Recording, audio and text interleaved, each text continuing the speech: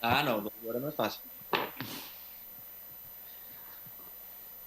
Bueno, a ver, si tienen dudas de la clase pasada, igual, ¿verdad? Estudiaron guaraní acá, ¿no? Guaraní es guaraní. Tupí guaraní. Corre por la sangre de todos.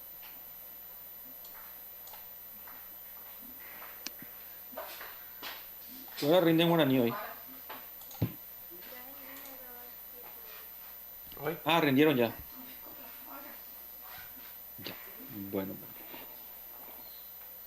Puedo hacer la pregunta de fisiología para el examen todo en guaraní. Ya pasaron guaraní, ¿verdad? Ujú.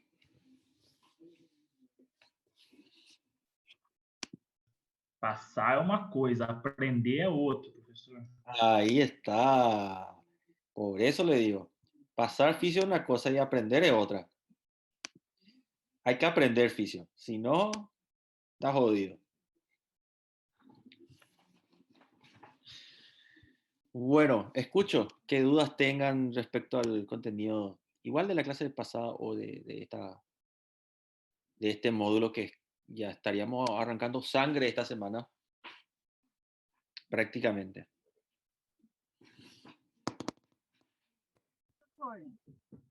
¿Sí? O vídeo do Estrada, ele abrange o capítulo 20. É para ler o capítulo 20 também? ¿Qué habla el capítulo 20? Déjame, voy a fijar un ratito. Gasto cardíaco, retorno venoso e sua regularização.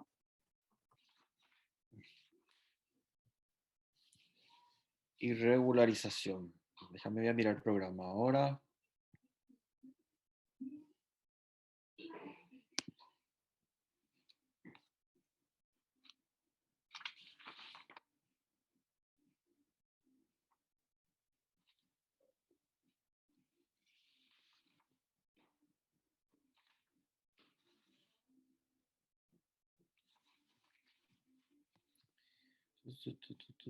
Hasta el 19 nomás tengo en el programa. Pero de ese capítulo, si no me equivoco, en ese capítulo habla sobre el mecanismo de Franny Starling, ¿ya? Y esa parte sí es bastante interesante que se aprendan, porque sería el mecanismo de Franny Starling y el control nervioso cardíaco, ¿ya? En esa parte va a estar hablando. Y lo más probable es que en ese capítulo hable de los receptores beta adrenérgico y alfa adrenérgico, que hasta donde yo me acuerde, el Gator no profundiza mucho, pero creo que en ese capítulo es donde le cita.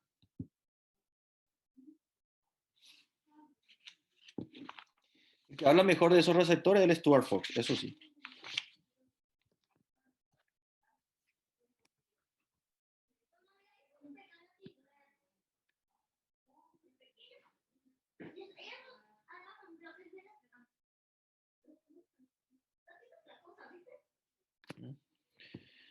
Me pregunta, doctor, yo no entiendo cómo es que si tenemos una disminución periférica vamos a tener más gasto cardíaco. ¿O qué sería esa disminución periférica? Me imagino que se refiere a la disminución de la perfusión periférica, ¿ya? Al generarse esa disminución de la perfusión periférica, una vez que el tejido entre en hipoxia, se va a dar vasodilatación. Pero si es que hay una disminución importante de la perfusión periférica concomitante a que se acompaña una hipotensión, se va a dar una descarga simpática, ¿ya? Y eso va a generar un aumento del gasto cardíaco.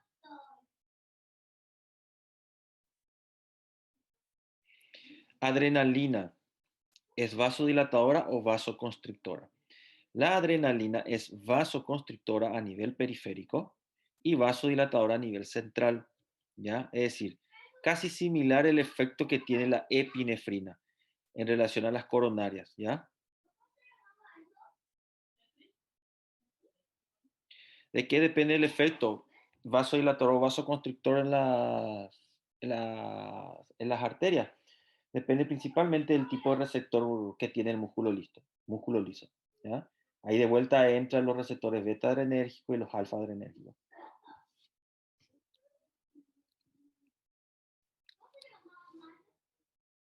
Doutor, Sí.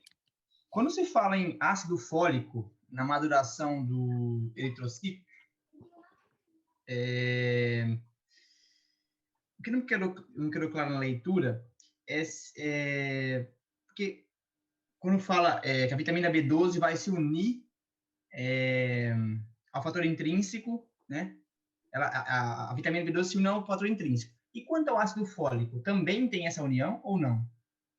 No, no. El ácido fólico no tiene ese mecanismo, es diferente. ¿Ya? La B12 es una de las vitaminas más volátiles, ¿ya? En cuanto a lo que respecta el ácido clorhídrico, ¿sí? Entonces, para absorberse la vitamina B12, vamos a tener que, el primer paso es la unión de la vitamina B12 con unas proteínas producidas por la saliva. ¿Para qué? Estas proteínas lo que hace es proteger a la B12 del ácido clorhídrico, ¿ya? Porque la vitamina B12 va hasta el estómago y bueno, si no está protegida, va a destruirse por el ácido clorhídrico, ¿sí? Y esas proteínas lo que hacen es justamente evitar que se dé ese proceso a nivel del ácido clorhídrico. Ahora, la absorción va a depender del factor intrínseco. ¿Qué quiere decir? Que la vitamina B12 no se absorbe sin factor intrínseco, ¿ya? Se necesita factor intrínseco. Y hay una parte, creo que yo en el video no cité de esas proteínas, pero esas proteínas son muy importantes. Se les llama proteínas R, ¿ya? Proteínas R es el nombre que se le da. Tiene otro nombre, a ver si me acuerdo.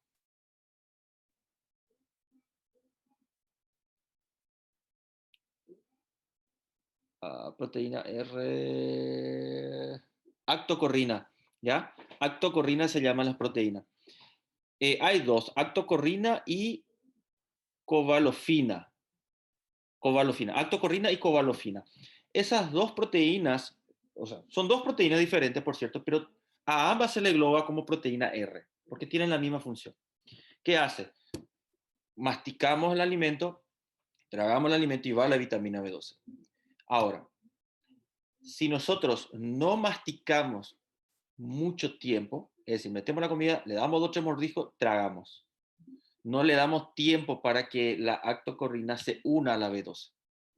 Por eso es importante masticar y ese es un hábito que se está perdiendo. Y hay mucha deficiencia de vitamina B12 incluso en personas que son carnívoras, ¿ya? Antes no se veía, ahora se ve.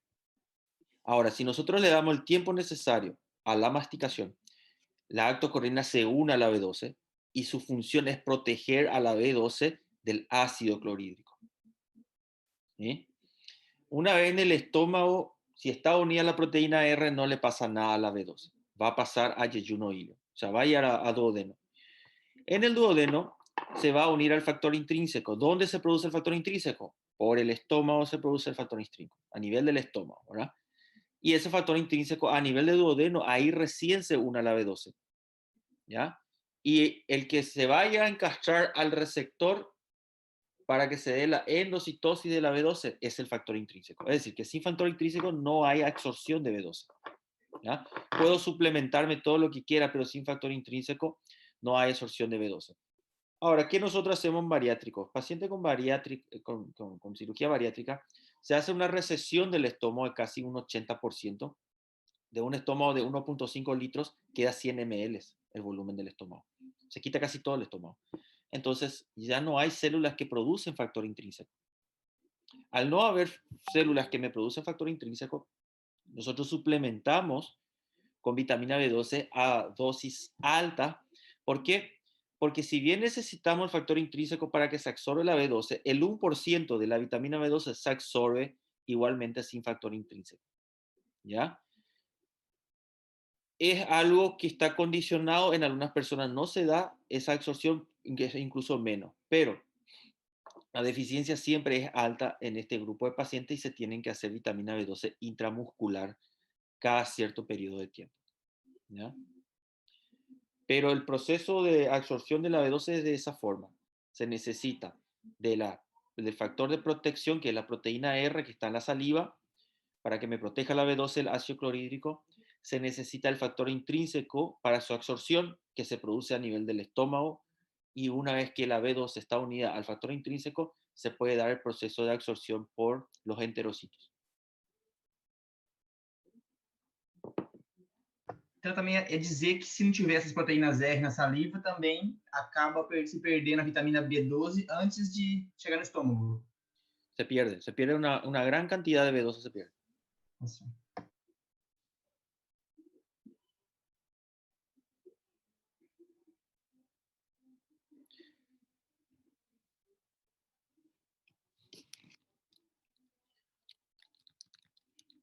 Outra pergunta, doutor. Quanto à diferenciação dos eritrocitos, o que não entendi muito bem é quanto àquelas gerações seguintes que fala da basofilia dos eritroblastos. Ajá. Eu não entendi a respeito, eu não compreendi direito isso. La célula precursora, me decís. Voy a ver, ¿qué página es?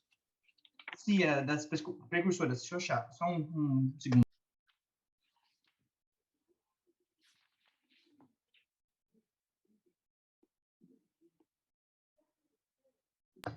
Procure a figura 33.3. A página... Sí. Pero ¿cuál es tu duda de esa imagen? Não é da imagem, seria aqui embaixo, ó, estádios de diferenciações de los eritrocitos.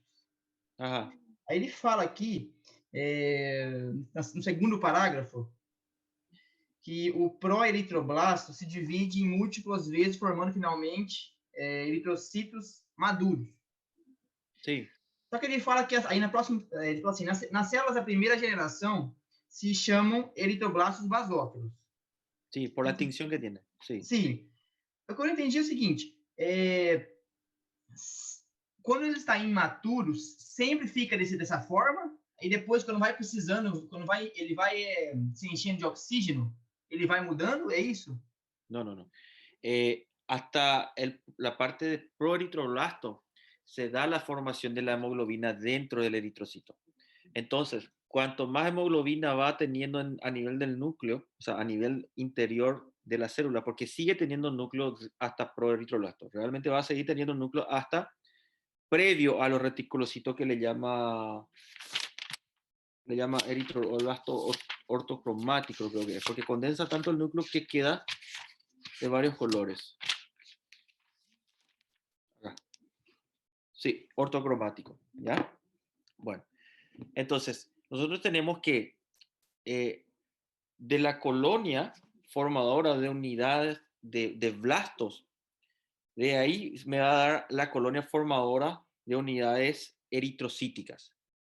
Ese es el precursor del proeritroblasto, que después de esa unidad formadora de colonias de eritrocitos tenemos lo que sería nuestro preeritroblasto, y desde el preeritroblasto se divide en dos células hijas de vuelta, cada proeritroblasto, y eso es lo que denomina eritroblasto basófilo, ¿ya?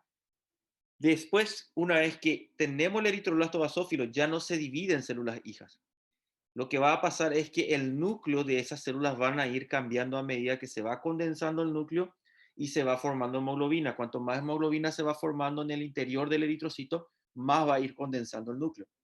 Hasta que llega a la parte de eritrocito ortocromático, ¿ya? Por los varios colores que suele tener cuando se hace la tinción. Y luego se da la reabsorción completa del núcleo y queda el reticulocito, que es el glóbulo rojo que ya entra a la circulación sanguínea, ¿ya? Cuando nosotros pedimos hemograma, se puede pedir conteo de reticulocito y tiene que venir solamente 1%. No puede pasar del 1%, ¿ya? Eso sería lo normal. El reticulocito es un eritrocito nuevo que va a ir madurando y después de 5 días pasa a ser eritrocito, ¿ya? Si bien tenemos 120 días de vida del eritrocito, cuando hay una muerte excesiva de los eritrocitos, me va a aumentar los reticulocitos, ¿ya? Entonces, suele ser cosas que nos llaman la atención y exploramos qué es lo que está generando una muerte elevada de eritrocitos, más todavía si el paciente está con ictericia, ¿verdad? Ahí exploramos si no hay una esplenomegalia que esté causando una excesiva muerte de los eritrocitos y bueno, o una policitemia vera, ¿verdad? Que también genera una destrucción excesiva de eritrocitos y me aumentan los reticulocitos.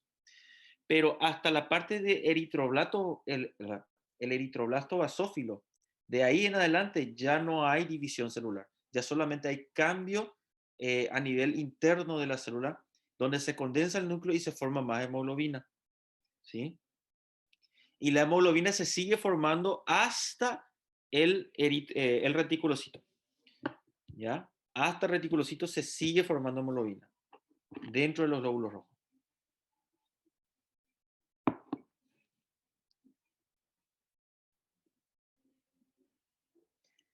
¿Tiene fecha el examen? Pregunta.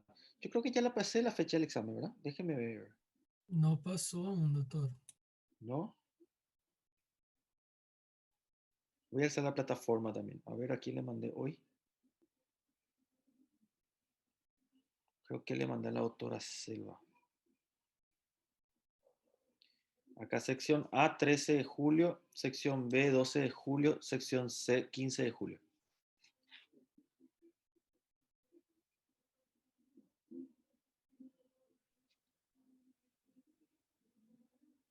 Doutor, ¿vas a pasar los ejercicios? Sí, estoy preparando ese ejercicio. Estoy esperando la pregunta del doctor Estrada también. Gracias. Dale. Si no me pasa él, lo voy a alzar ya por lo menos las partes que yo ya preparé.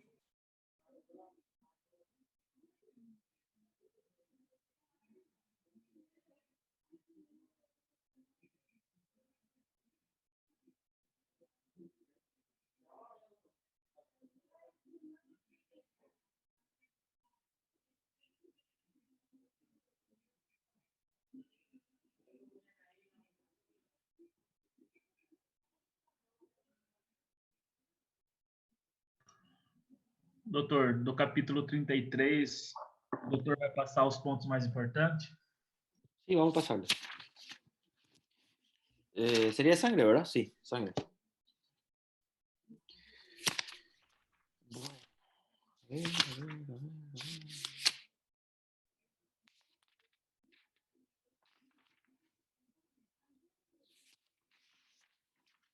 Todo. Está muy resumido. Tá perfeito. Graças, doutor. Esse capítulo está muy resumido. Não fala muito hoje, eu vou te atropelar de volta. Tá ótimo, tô quieto hoje. Nem quer ligar sua câmera hoje, né? Tá aqui, liguei. Aí. Bueno, la parte introductoria del eritrocito es toda histología, pero sí, cualquiera de ellos es tema de pregunta. Sí, punto muy relevante, importantísimo, donde se produce el eritrocito acorde a edades. ¿Ya?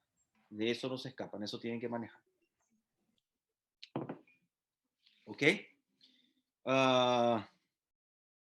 La parte de las colonias, sí saber de dónde viene el eritrocito, ¿verdad? Por lo menos entender ese concepto, ¿ya?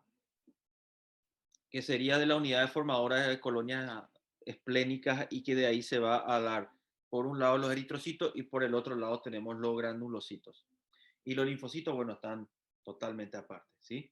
¿Qué quiere decir eso? Que los eritrocitos y los granulocitos, que son la parte de neutrófilo, eosinófilo y basófilo, son familias muy cercanas, es decir, que la mamá guazú, que nosotros le decimos mamá guazú, es Granji Mai, sería para ustedes, en guaraní es mamá guazú. Guazú es grande en guaraní, ¿sí? Entonces, que ellos prácticamente son todos primos, los eritrocitos y los granulocitos, porque tienen una unidad en común, ¿sí? Y los linfocitos están totalmente aparte, porque vamos a darle un enfoque exclusivo a los linfocitos, que como ven, se dividen en linfocito T y linfocito B, pero bueno, es un poquito más complejo y cuando entremos en esa unidad vamos a hablar al respecto. Pero los eritrocitos y las células granulocíticas tienen una unidad en común, que es la unidad de colonia formadora esplénica. O sea, entender ese concepto y bueno, tener una idea vaga por lo menos de cómo se va dando la maduración del eritrocito. ¿Sí? Bueno. Fisiología nos encargamos de aprender regulación. ¿No es cierto? ¿Cómo se regula esto? ¿Qué hace aquello? ¿Qué hace el eritrocito? ¿Y cómo se regula el eritrocito? O la producción de eritrocito. Entonces, eso es algo que tienen que entender. Si eso no sacaron de este capítulo, perdieron su tiempo leyendo. Van a tener que volver a leer el capítulo para sacar ese contenido. ¿Cuál es la función del eritrocito? Transporte de oxígeno, tamponamento. No. El transporte de oxígeno es función de la hemoglobina. Transportar hemoglobina. Indirectamente sí podríamos decir que es transporte de oxígeno, ¿verdad? La función del eritrocito.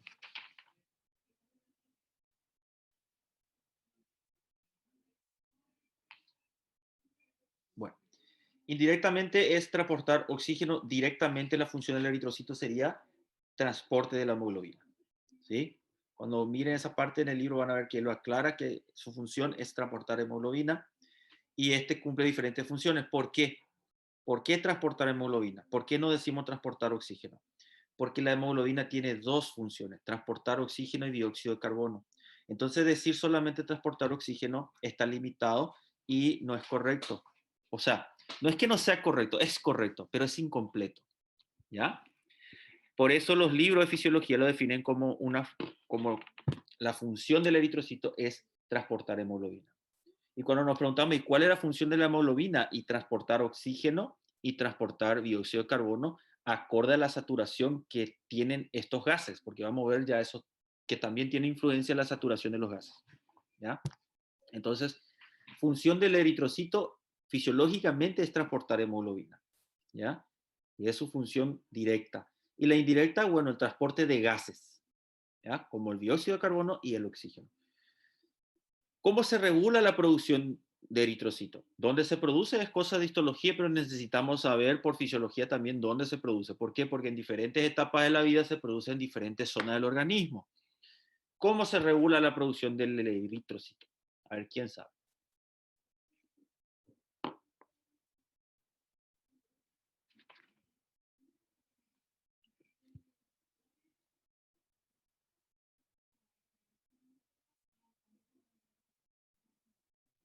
Va a tener un mecanismo de retroalimentación negativa, obviamente, ¿sí? Y ese mecanismo de retroalimentación negativa es el que hay que aprender. ¿Cuál? Primer punto. El eritrocito se regula en base a ¿qué? Bueno, cuando un tejido sufre hipoxia, ¿ya? Libera ciertas sustancias químicas, entre ellas son señalizadoras que van a transportarse hasta el riñón y se va a estimular la producción de la eritroproyectina, ¿ya? Que se produce en un 90% en el riñón y en un 10% en el hígado. O sea que el principal productor de eritroproyectina es el riñón.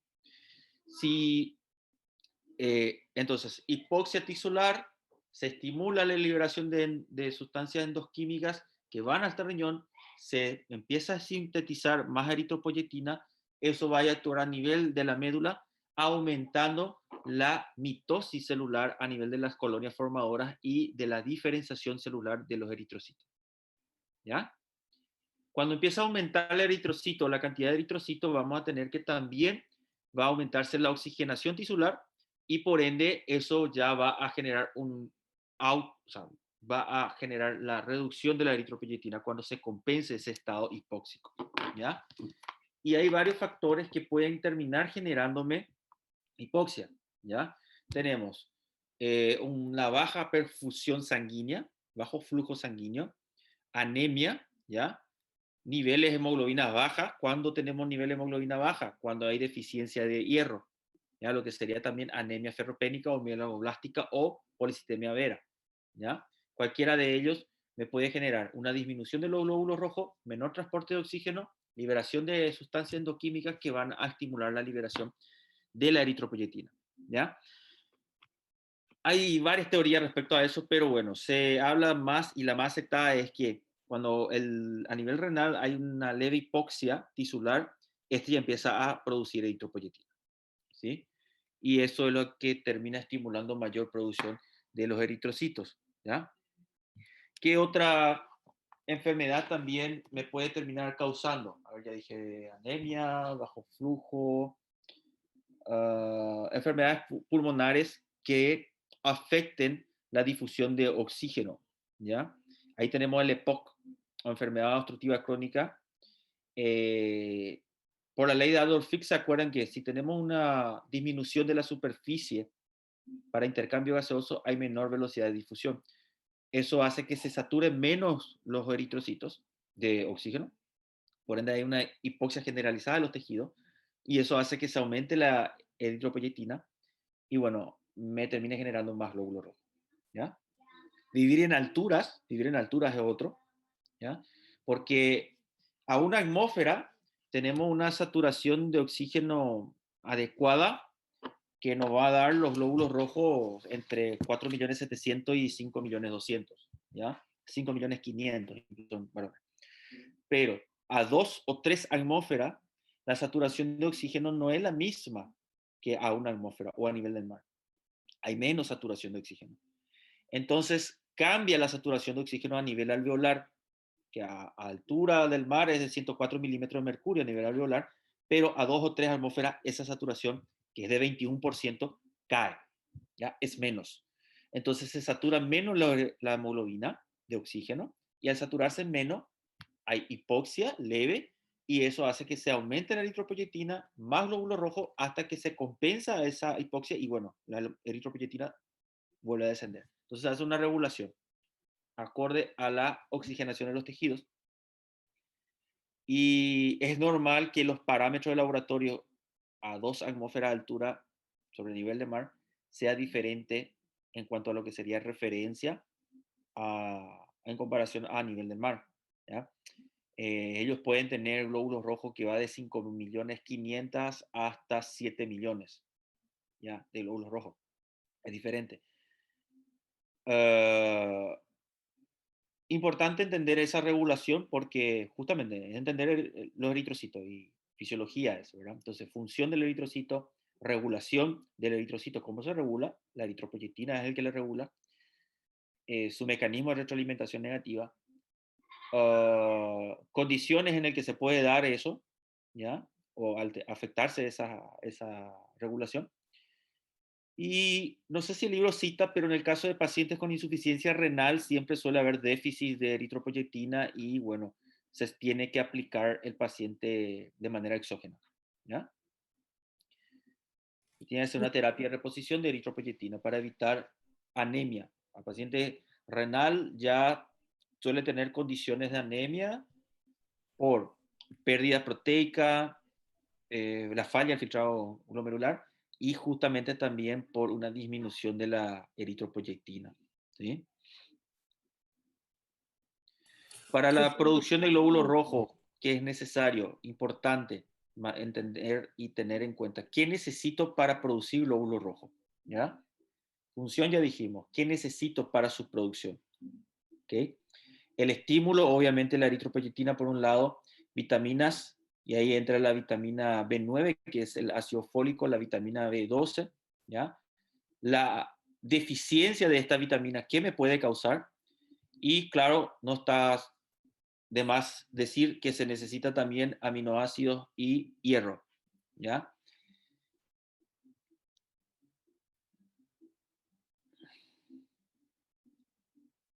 Bueno, si la función del eritrocito es transportar hemoglobina, es claro entender cómo se da la formación de esta hemoglobina, ¿ya? Los glupopirroles, cómo se va a formar esto, y la subunidad proteica de la hemoglobina.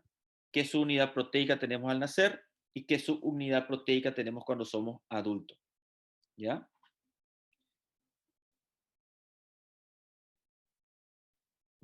Bueno, creo que dije todo. Voy a mirar aquí el libro.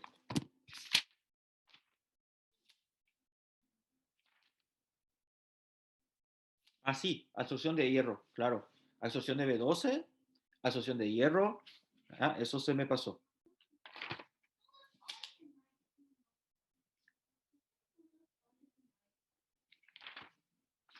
Y es casi todo el capítulo. Como le dijo, está bien resumido esto.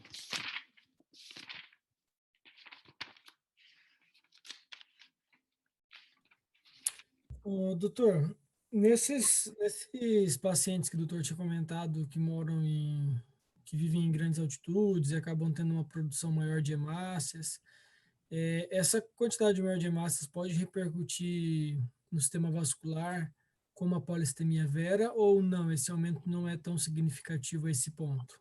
No, hay mayor viscosidad y la viscosidad interfiere en la resistencia periférica, lo que son propensos a hipertensión. ¿Sí? Hipertensión. Igual los pacientes que son fumadores, que cuando desarrollan el EPOC, ¿verdad? Suele tener mayor cantidad de glóbulos rojos justamente por esa condición.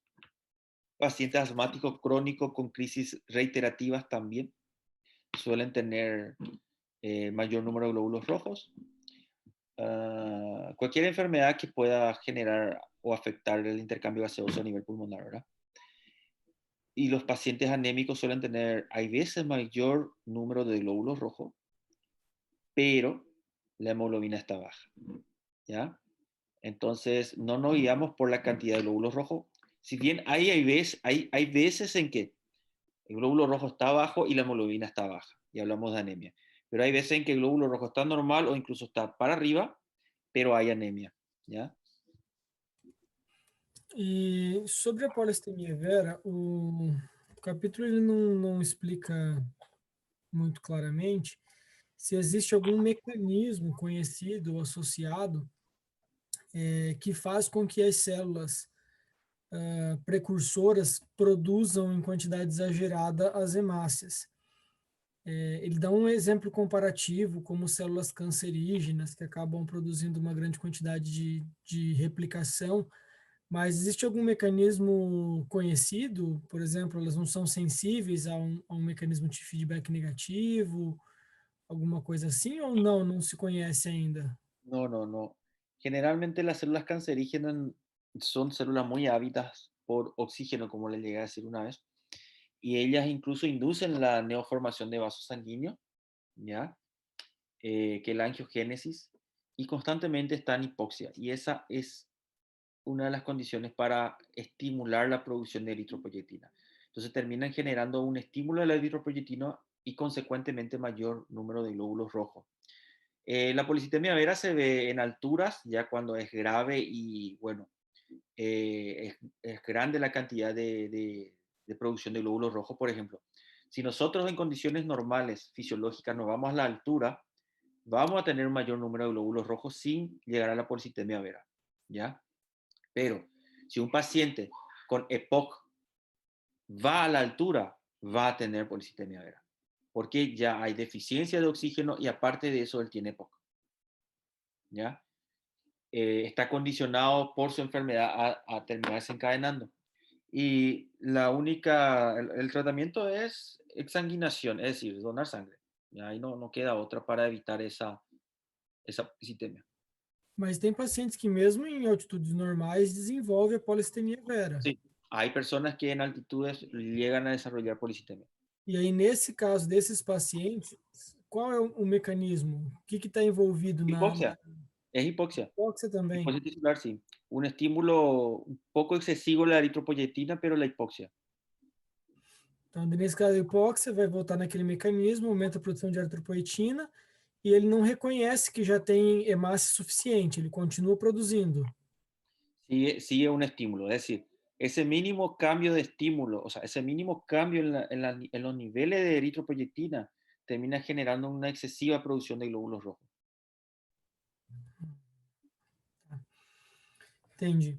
Isso causa o quê, doutor? Perdão, André. Sí. Então, tranquilo. É porque ele fala que eu não entendi assim, o que essa policitemia vera, quando ela aumenta, é, o que é a causa no organismo em si? Porque ele fala que engurgita, mas o que seria engurgitar? Ingurgita, ¿en qué sentido? Aqui no livro fala assim, quando o sistema vascular se engurgita. O que acontece quando tem La excessivo logo. ingurgitación nosotros le llamamos a la sensación palpatoria del soplo, ¿ya? Del soplo. Es decir, a nivel vascular estamos hablando de un flujo turbulento, ¿sí? Flujo turbulento. En el caso de la policitemia, bueno, uno fisiológica, altura, hipoxia, estimulación por eritropoyetina. La otra, procesos tumorales, ¿ya? Que es otra causa de policitemia. Por el tejido ávido de oxígeno sufre seguidamente, o sea, frecuentemente hipoxia, estimula la eritropoyetina, bueno, puede generar policitemia. Y la otra es genética, ¿verdad? Que es un factor también a tener en cuenta. Es un factor. Entonces, si hay antecedente familiar de policitemia en altura y la persona viaja a altura, hay un riesgo relativo de que también padezca por esa alteración genética. Que si bien es un gen recesivo, pero está presente el riesgo. O doutor poderia, por favor, falar um pouco sobre a absorção do ferro? O capítulo do Guyton deixa meio vago, ele não cita muito diretamente sobre a absorção de ferro, grupo M, sobre hemioxigenase, sobre citocromo duodenal do tipo B. Todos esses mecanismos são importantes, vão estar envolvidos, como que é? Bueno, en el caso del hierro, nosotros tenemos que tener en cuenta el estado férrico aferroso, ¿ya? Eso es algo importante. Yo creo que tengo un video de eso. No sé si ya alcé. Déjeme, voy a mirar qué video el que está en la plataforma. Doutor, o vídeo que está na plataforma para a gente não está disponível. ¿No? Não aparece para a gente o vídeo. A ver un poco. Ahora mira.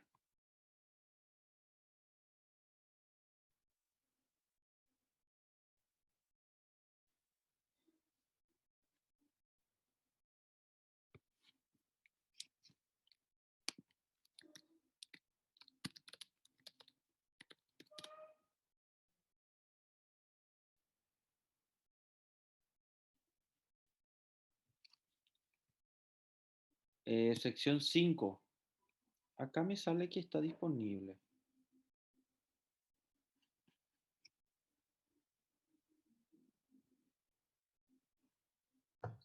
Doutor, O ele no. até aparece o ícone lá, mas fica preto, assim, sabe? Aparece o ícone lá. Ya, ya, ya, ya. Sí, a mí me sale en negro también. Voy a Nossa. volver a cargar el enlace. Voy a cargar de vuelta ese enlace. Posiblemente, no sé qué habrá pasado. Voy a entrar adentro a ver si no me actualiza. Editar.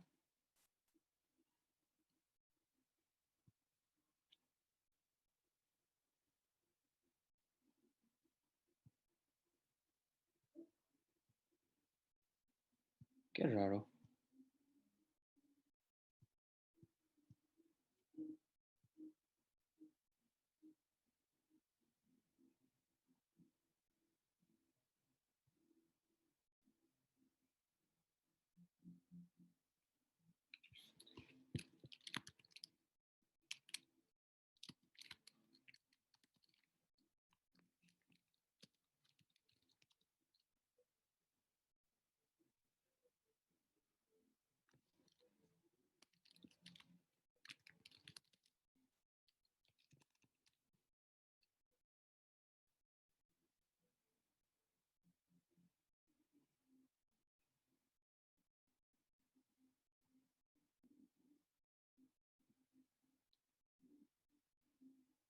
No, voy a tener que buscar de vuelta el video y cargar. No me actualiza igual.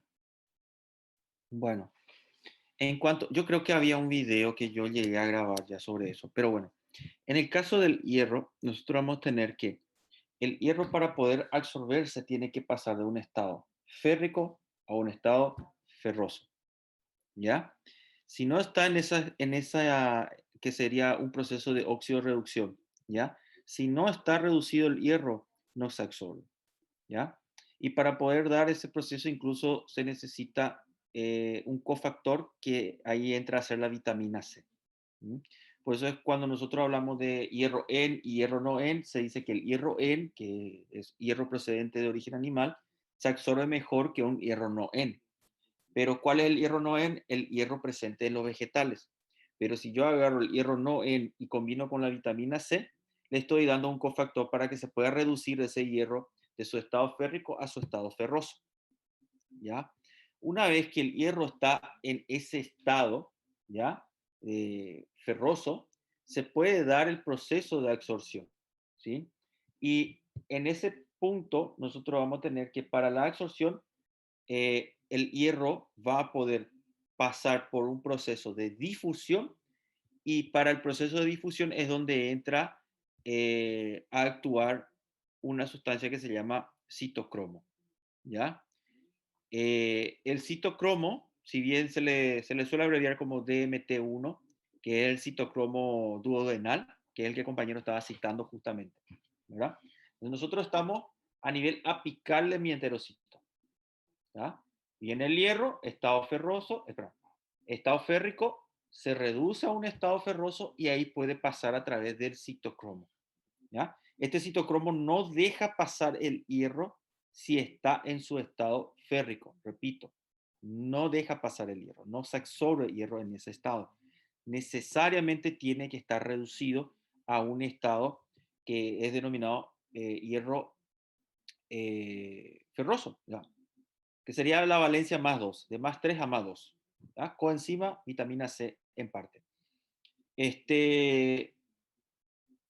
Bueno, un proceso sería de esa forma, a través de la coenzima o bien el citocromo que estaba hablando el compañero que permite la reducción del hierro de su estado férrico a su estado ferroso y ahí sí puede pasar el hierro a través de los transportadores de metales bivalentes, ya que es un canal proteico que permite la difusión del hierro.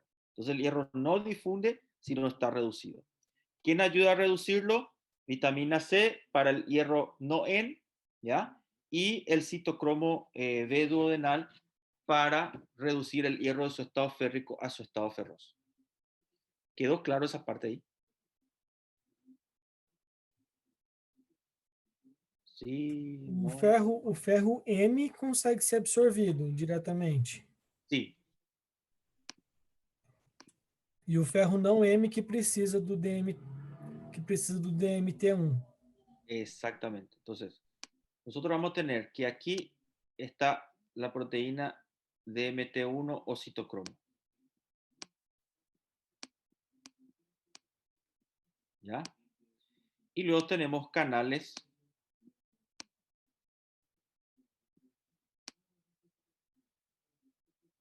que absorben metales bivalentes, ¿ya? Este canal es muy delicado, no deja pasar cualquier metal. Entonces, ¿qué es lo que nosotros tenemos? Tenemos que el hierro, en su estado férrico, no va a poder pasar.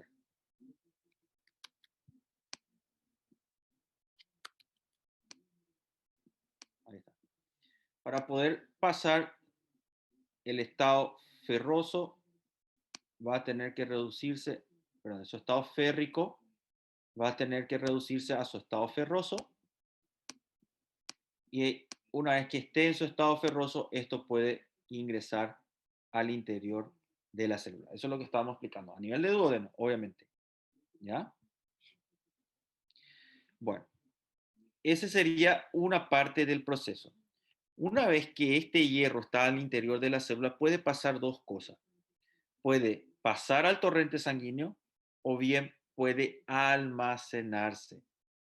¿Ya? Para poder almacenarse, voy a aprovechar. Vamos a poner de vuelta acá. Para poder almacenarse este hierro en su estado férrico, ¿ya? Recuerden que esto se absorbe en estado férrico.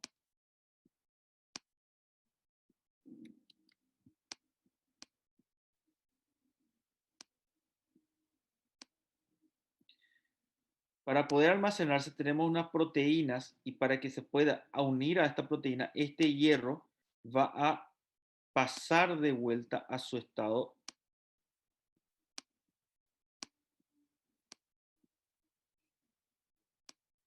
férrico y ahí queda almacenado en la proteína ferritina. ¿Ya? Esto puede pasar a nivel del enterocito. Vamos a ver si puedo mover esto para alzar más.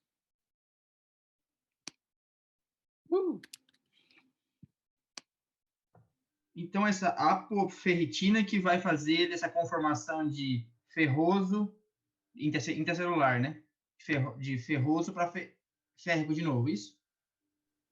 No, esa ya es una reacción, pero a nivel de la apoferritina sí. ¿Ya? Que es la ferritina. Ferritina nomás llámale. Tá certo. ¿Sí? Ferritina nomás. Bueno, ahora vamos a ver. A ver, la pizarra quiero agrandar. Ahí está. Genial. Bueno, entonces en este punto dijimos que se almacenó. Tenemos hierro en la ferritina. Esto nosotros podemos dosar en sangre. Ya, pedimos dosaje de ferritina o saturación de ferritina. Perdón, saturación de transferrina y ferritina y podemos tener una idea de cómo está el almacenamiento de hierro y cómo está haciendo el transporte de hierro. Bueno, otro punto. Hay otra proteína en sangre, este ya sería plasma. Este hierro en estado ferroso puede pasar al plasma, ¿ya? Y en el plasma se va a unir a la transferrina y al unirse a la transferrina va a pasar de vuelta a su estado ferroso y de esa forma se va a transportar. ¿Ya? Y de esa forma se va a transportar a la médula ósea para la producción de hemoglobina, ¿ya? Se puede transportar al hígado para depósito, ¿ya? Se puede transportar al músculo para la mioglobina, ¿ya? Que el músculo también lo tiene, ¿sí? Entonces, el transporte va a ser por sangre y de vuelta para darse el proceso de sangre a célula y que pueda ingresar al interior de la célula de vuelta del estado férrico a su estado ferroso. ¿Ya?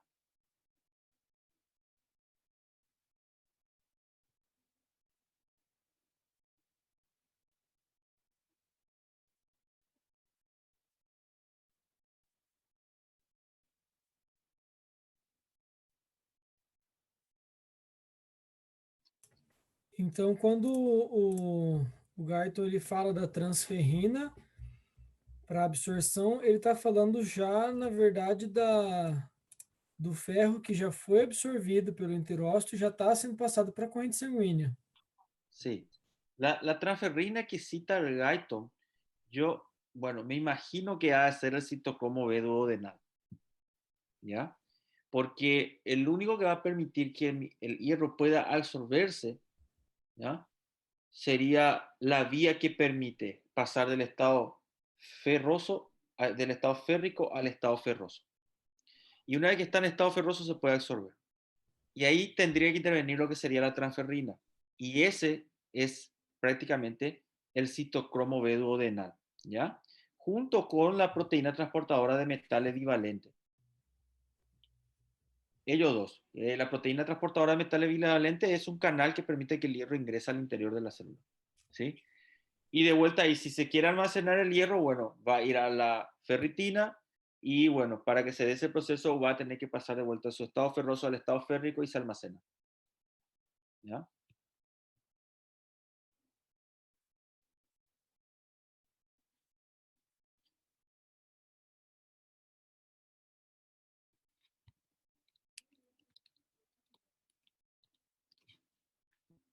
Doutor, Sí. seguindo esse raciocínio aí, quando acaba o ciclo vital do eritrocito, O Guyton fala aqui a respeito da que vai voltar para a reserva, ferro, isso. Aí ele passa Sí, novamente por todo esse processo de ferro todo, para todo. ferroso. Sí, las proteínas, la ApoA y la ApoB se reciclan como aminoácidos. El hierro se vuelve a reciclar y vuelve a recircular, ¿ya? Hasta almacenarse o, bueno, utilizarse a nivel de la médula otra vez. Y ahí habría un grupo que no sería tu grupo hemo. Sí, las cadenas proteicas que serían la alfa y la beta va a reciclarse. Lo que no se puede reciclar es lo que forman los pirroles. Esperen que. La protoporfirina 9, ¿ya? Los 4 grupos pirroles. Eso sí va a transformarse en un pigmento, ¿ya? A nivel de los tejidos. Los macrófagos van a fagocitarlo y se va a transformar en un pigmento, lo que sería justamente la bilirrubina indirecta.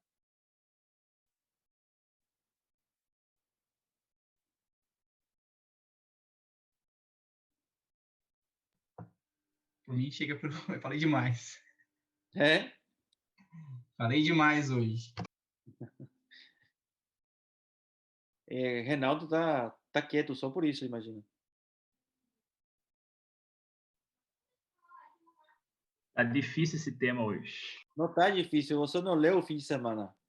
Não, eu li o 34 em vez do 33. Tá mentindo para o professor. Não, não tô mentindo. É que eu li um capítulo na frente. É que eu tô com fisiologia, a edição 12, e os capítulos estão invertidos. Ah, já, sim, sim. A partir de cardio se inverte. O 32 nele é o 33 no 13.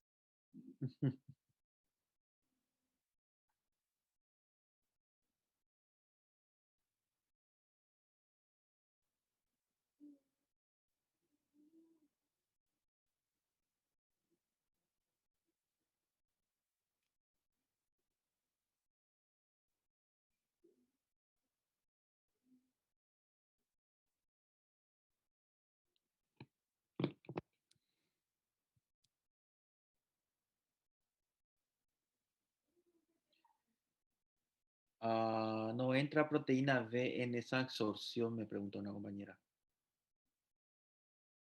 Proteína B. ¿No será el citocromo B duodenal? Seguro es esa. Me imagino que la única proteína B que tenemos en el proceso de absorción de hierro.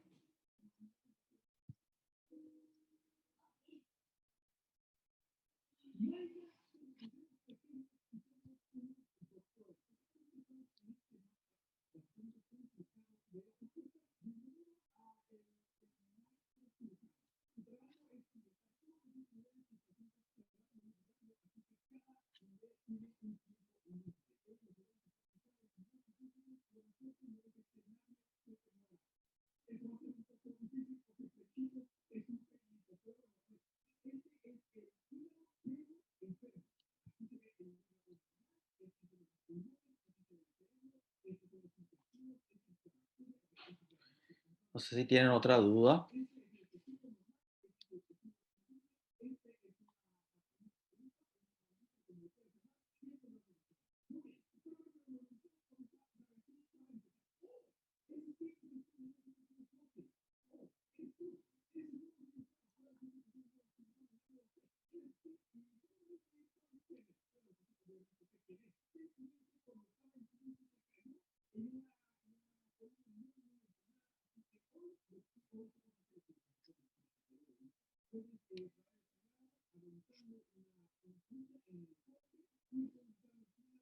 Reinaldo, pregunta. Não, professor. Só 33, sexta-feira. 33 y 34 es el capítulo de esta semana. Eritrocito, anemia, policitemia, inmunidad innata. Sim, o 34 é parecido com imunologia. Inmunidad innata, sí. Sim. 34. É o que você leu. Sim, tá tranquilo isso. Ah, aprendeu tudo? Tá ótimo. Ah, vou fazer a pergunta então. Deixa eu olhar. André, ajuda eu aí. Lucas, fica atento à pergunta aí. 34 aí pra gente, Rinaldo. É. O André saiu da reunião. 34 aí pra gente. Volta, André. Não saiu reunião, coisa nenhuma. Que reunião.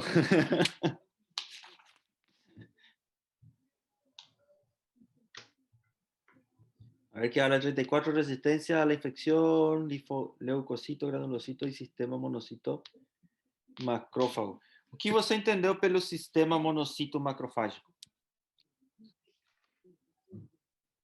Aí você faz pergunta difícil, professor. Ah, não, isso aí é geral. Espera aí. Difícil ia ser eu pedir você falar da cascata de sistema do complemento, um por um. Aí você judia. O monocito é a célula sanguínea que se transforma em macrófago dentro do tecido. E cada tecido tem um nome específico, entendeu? Isso. No fígado é de Kupfer. É isso? Kupfer. Isso. Esse é o sistema reticulocito. Tá? A rede. Sistema monocito macrofágico. Monocito en sangre y macrófago en los tejidos intersticiales. ¿Ya? Y cada tejido suele tener un nombre, ¿sí? Quando ele sai do sangue, ele tem um tamanho. Quando ele entra no tecido, esse tamanho se multiplica, é isso? Sí. El tema es que el monocito en sangre no tiene una capacidad fagocítica importante. ¿Ya? Es muy baja su capacidad fagocítica.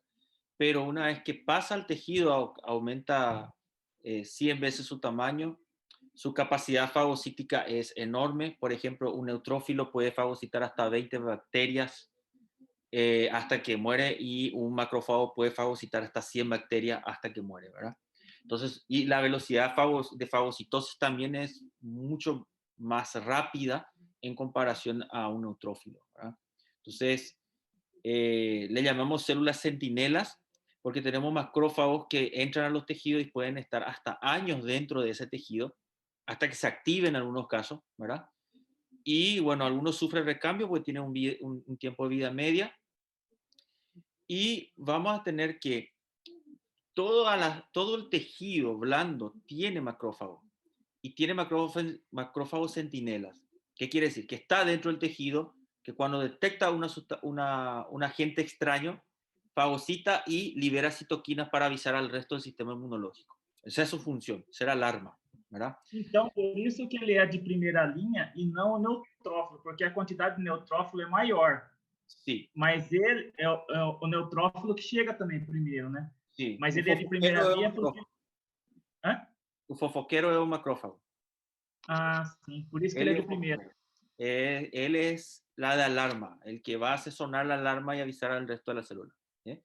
Incluso, vamos a tener que las células presentadoras de antígenos también entra dentro de esta red, ¿verdad?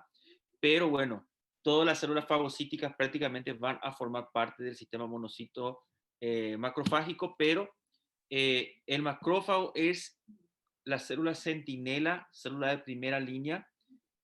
Su propiedad es que está distribuida en todos los tejidos y detectan cualquier cuerpo extraño o agente infeccioso extraño que ingresa al tejido, y ellos lo fagocitan automáticamente, libera sustancias citoquímicas endorfínicas, y estas señales van a alertar a la célula de defensa, a la célula inmunológica, y bueno, va a generar la diapedesis en parte también para que todas las células puedan migrar hasta la zona donde se ocurrió el avistamiento, vamos a decir de esa forma. Ele libera a quimiotáxia, daí os neutrófilos chegam e por diapedese entra no tecido. Ingresa, sí, induce la quimiotaxia. Ahora, estas células están distribuidas ampliamente en los tejidos. La célula dérmica, bazo, vamos a tener en el hígado. En el hígado sí sabemos que se llama célula de Kupfer. Y la del hígado son un abismal el funcionamiento que tiene. ¿Por qué? Porque la flora microbiana intestinal suele generarse ciertas lesiones a nivel del intestino y bueno, la bacteria de la flora intestinal pasan al torrente sanguíneo y termina en la porta. Pero ahí hay el sistema centinela que está fagocitando constantemente esas células. ¿Ya? Las bacterias, obviamente, ¿sí? Entonces, esa red de protección que tenemos es una inmunidad innata, por cierto, ¿ya?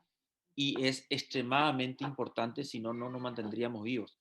Tenemos todo ese sistema en la vía respiratoria, a nivel alveolar, a nivel del hígado, por donde pueden entrar también células, bacterias, a nivel del epitelio uretral, que no es tan efectivo en esa zona porque hay menos, por eso predispone mucho a infecciones urinarias en mujeres y en edad adulta y en niños, tanto de ambos sexos, ¿verdad? En menores de 5 años.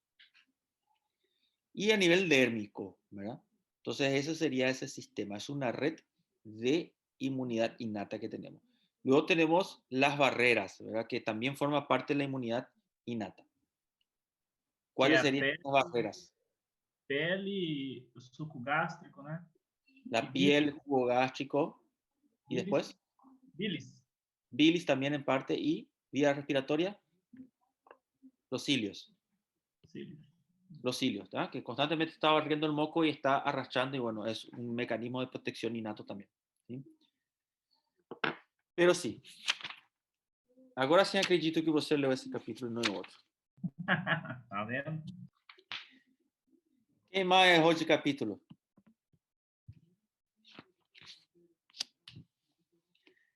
Camila?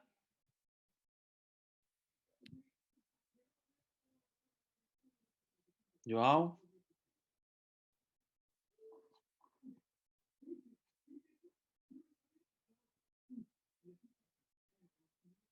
Hoje só tenho 10 alunos, só 10 pessoas que acenderam a câmera.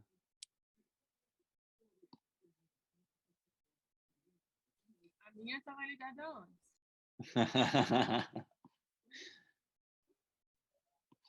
Bueno, dejamos por aquí la conferencia entonces. Vamos a vernos el viernes. ¿Ya? Eritrocito y primer capítulo de inmunidad, porque inmunidad tiene 2 capítulos. 2. ¿Ya? Comenzamos con eso. Perfecto. Quedamos así. Nos vemos el viernes. Chao, chao. Chao, profe. Excelente semana. Tchau, prof.